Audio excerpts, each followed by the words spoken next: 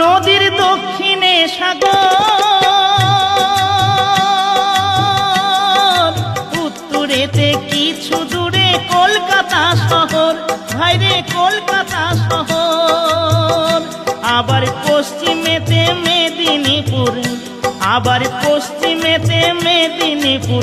এমন কে বা দেখেছে ভাইরে ভাই, এমন কে বা দেখেছে?